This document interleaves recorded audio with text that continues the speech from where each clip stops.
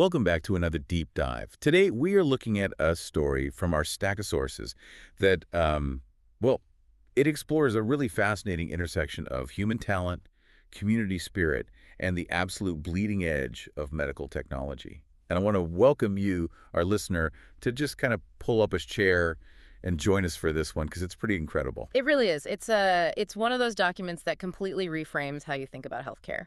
Exactly. So to set the scene, I want you to picture the summer of 1997. There's a 10-year-old boy in Argentina, and he gets diagnosed with a condition that essentially freezes his bones in time. Right. Growth hormone deficiency. Yep. And to cure it, he had to literally cross an ocean, sign a contract on a paper napkin, and go on to become arguably the greatest football player in history, Lionel Messi. Right. And what's fascinating here is that history doesn't repeat itself, but it rhymes. Exactly. It rhymes. Because today, we're fast-forwarding 29 years to 2026. And the sources take us just outside Guadalajara, Mexico. Yeah, a completely different world from a billionaire European club. Oh, totally. So we meet this 14-year-old boy, Mateo Silva. And Mateo is this absolute football prodigy. He has this lethal left foot. They say he could pinpoint a coin from 40 yards out. Which is just insane talent for a kid. Right.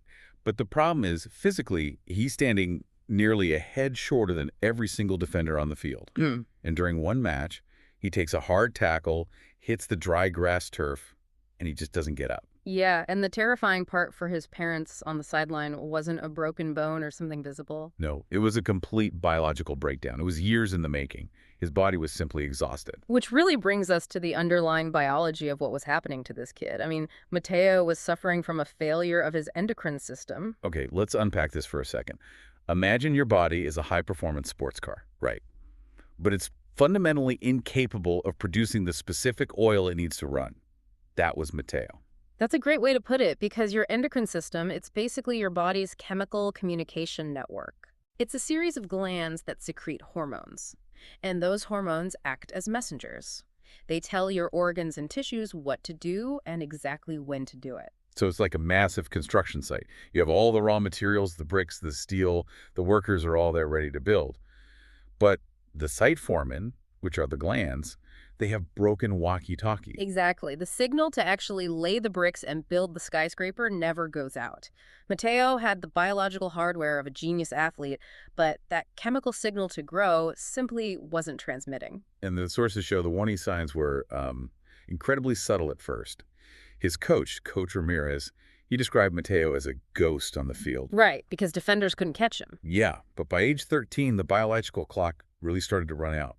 While his peers were shooting up these massive adolescent growth spurts, Mateo just flatlined. It wasn't just his height either. His recovery times were getting dangerously long. Yeah, he was sleeping 10 hours a night and waking up completely drained.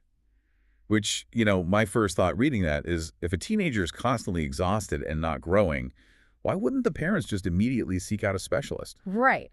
But our sources dive deep into the healthcare context of working-class Mexico, and it paints a stark picture. This is a systemic trap. Yeah. Mexico has brilliant medical minds, absolutely world-class facilities, but the public healthcare system just carries a massive, staggering burden. And let's look at his parents. His dad, Alejandro, is a mechanic. His mom, Sofia, is a primary school teacher. Soccer is basically their cultural pulse, but financially. They're working with incredibly tight margins. Exactly. So if they want to see a pediatric endocrinologist, what does that actually look like for them? It looks like an agonizingly long wait list in the public system. Like well over a year sometimes, right? Easily. And the alternative is traveling to private clinics in Mexico City and paying out of pocket for these wildly expensive diagnostic panels. Which they just can't afford. No. And with growth hormones, time is the one thing you cannot waste. If you connect this to the bigger picture, geography and wealth often dictate biological destiny. There's the growth plates, right? Yes, exactly. Your epiphyseal plates, they're these areas of cartilage at the ends of your long bones. If you spend 18 months on a wait list, those plates eventually calcify and close. Oh, wow. So the window literally just shuts. It shuts. And once they close, the opportunity is gone entirely. No amount of medicine in the world will make you taller at that point. Man. Which makes the events of March 12th, 2026 just so incredible. Mateo walks into his local neighborhood community clinic, and he sees Dr. Carlos Mendez. Who is a general practitioner. Right. A GP. He's seeing like 60 patients a day, treating the flu, managing asthma, repping sprained wrists. And Mateo's chart was pretty unremarkable at first glance. I mean, his growth velocity had been flat and his blood panel showed some mild anemia, but nothing definitively screaming rare hormonal failure. And I really want to push back on this because I was struggling with the logistics here. You have a busy neighborhood GP seeing a patient every 10 minutes. Right. Normally, a GP would just see mild anemia, prescribe an iron supplement, and say, hey, get some sleep, come back in 6 months. Absolutely. That's standard. So how does a busy neighborhood doctor suddenly spot the exact cellular bottleneck that Lionel Messi had? It seems impossible. Under the old paradigm, it would be almost impossible. And that delay, the come back in 6 months thing, and that's exactly how those growth plates end up closing. Right. But Dr. Mendez had a co-pilot in the room. In early 2026, his clinic integrated a newly developed, highly advanced medical AI assistant. And this is where the story shifts. Yeah. Because Dr. Mendez didn't just look at the blood work in isolation. He fed the AI all of Mateo's multi-year growth velocity charts, the standard metabolic panels, and his family history. And the speed of what happened next is just, it's the real aha moment of this deep dive. Yeah, it took exactly 4 seconds. 4 seconds. The AI scanned millions of global pediatric cases, and it flagged a highly specific pattern: idiopathic growth hormone deficiency. Which, just for context, idiopathic is basically the medical term for we have no idea what caused this. His pituitary gland just stopped producing the hormone. But how the AI caught it is what's truly wild. It didn't just guess based on his height. It processed all these multimodal data streams. Yeah, it caught a super subtle ratio between Mateo's insulin-like growth factor, which is known as IGF-1, and his chronological age. Okay, wait, let's break that down. IGF-1 comes up a lot in the sources. What exactly is it, and why is that ratio so hard to spot? Right, so IGF-1 is a hormone managed by the liver, and it's actually the primary mediator of growth hormone. Okay. Growth hormone tells the liver to produce IGF-1, and then the IGF-1 actually stimulates the growth of bones and tissues. Got it. But the problem is IGF-1 levels fluctuate wildly during puberty naturally. So a slightly low number doesn't trigger an alarm for a GP. But the AI recognized that the specific ratio of Mateo's IGF-1 to his exact age was statistically abnormal. And it went a step further, didn't it? Yeah. It brought in bone age delay. It did. It cross-referenced that IGF-1 ratio with his bone age delay, which you usually get from an X-ray of the left wrist. The machine learning model connected the blood work, the growth velocity, and the skeletal data. And then it matched that exact triad of symptoms to a landmark European endocrinology study. And this detail blew my mind. That study had been published just 3 weeks prior. 3 weeks. Historically, how long does it take for peer-reviewed research from Europe to trickle down to a GP in Mexico? Oh, years. I mean, it has to be published, heavily cited, put into textbooks or seminars, and then finally absorbed by a GP. And the AI collapsed a multi-year knowledge transfer into 4 seconds. Which raises an important question, about what it actually means to be a specialist today. The AI didn't make the decision. It didn't write a prescription. Right, it acted as a navigator. Exactly. It basically pointed at this vast ocean of data and told the doctor, look right here. It's not a teenage diet issue. Look at this European study. It brought European tier intelligence to a local clinic instantly. Okay, so they have the diagnosis. But having the map doesn't mean you have the car to drive the route, because the sources outline this brutal financial wall that the Silva family hits immediately. Oh, the cost is staggering. The treatment is daily injections of synthetic growth hormone. And the documents say it costs roughly 18,000 to 24,000 Mexican pesos a month, which was more than his dad earned in a good month at the mechanic shop. It's mathematically impossible for them. And Sophia, his mom, her reaction in the sources is heartbreaking.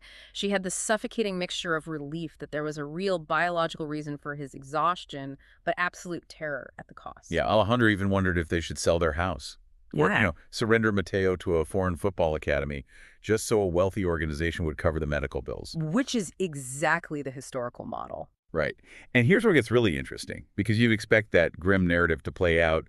Some predatory agent swoops in. Yeah. But that didn't happen, because Mateo's locker room took over. This is my favorite part of the story. It's so good. The boys he trained with since he was 8, they noticed their playmaker was sidelined. So the team captain, Diego, who's this tall central defender, like a full foot taller than Mateo, he calls a players-only meeting. No coaches. And they decide they're going to fix it themselves. Yeah. They launch a local crowdfunding campaign called El Pase para Mateo, the Pass for Mateo. And how these 14-year-old kids ran it is just brilliant. They used TikTok, obviously. Naturally. They edited footage of Mateo's gravity-defying assists to trending audio. But the crucial piece, the thing that elevated this from a typical internet plea, was that they pinned the verified AI medical report to their bio. Yes, and that is a masterclass in the psychology of trust. Yeah. Because crowdfunding is built on this really fragile layer of trust. If I see a video asking for money for some vague medical issue, I'm probably skeptical. Sure, you don't know them. Right. But because this diagnosis was backed by verifiable, transparent data from an advanced AI framework, it completely shifted the psychology of the donors. It removed all the guesswork. The pinned document provided concrete clinical proof. It said, here is the exact cellular bottleneck, and here is the 12-month therapy regimen. And because of that transparency, the community response was just amazing. The sources describe a local butcher shop putting a donation jar on the counter, Alejandro's mechanic friends throwing portions of their weekly tips into a pot. And the digital reach was huge, too. It eventually crossed the screen of a former pro player living in Guadalajara. Right. He saw the TikTok, clicked the bio, and because of that pinned AI report, he trusted the science. He matched the remaining funds for the entire first year. Which is just incredible. So fast forward to June 2026. Mateo gets his first injection. But the tech doesn't stop at the diagnosis, does it? Not at all. Because balancing synthetic growth hormones is not like taking a gummy multivitamin every morning. Right. Balancing it is like tuning a delicate instrument while the band is actively playing a concert. Exactly. The medical stakes are massive. If you dose it too aggressively, you risk severe cardiovascular stress and permanent joint damage. But if you dose it too conservatively, The growth plates close too early, and he never reaches his target height. It requires constant, hyper-precise calibration. which normally requires living at a specialist's office. But Dr. Mendez and the AI handled it locally. How did that feedback loop work without putting the kid in danger? Through a continuous stream of multimodal data. Every 2 weeks, Dr. Mendez inputs Mateo's weight and glucose levels. But they also use modern wearable tech. Oh, the sleep tracker band, right? Yes. Mateo wore a band that tracked his sleep quality indices. Because growth hormone doesn't just flow continuously, it pulses. And those pulses happen primarily during deep, slow-wave sleep. Oh, wow. I didn't know that. Yeah. So if the AI detects that his deep sleep is interrupted, it knows his natural hormone synthesis is dropping.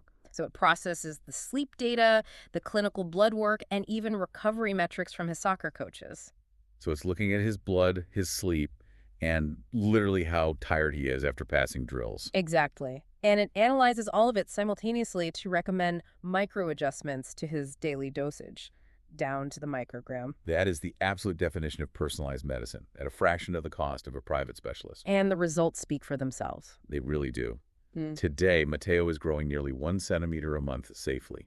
His stamina is back, he's playing full 90-minute matches, and that lethal left foot is still making magic. It makes you think back to where we started with Messi. It's the exact same biological problem, but the solution is completely inverted. It is the ultimate contrast of this entire deep dive. Just hold these two images in your head.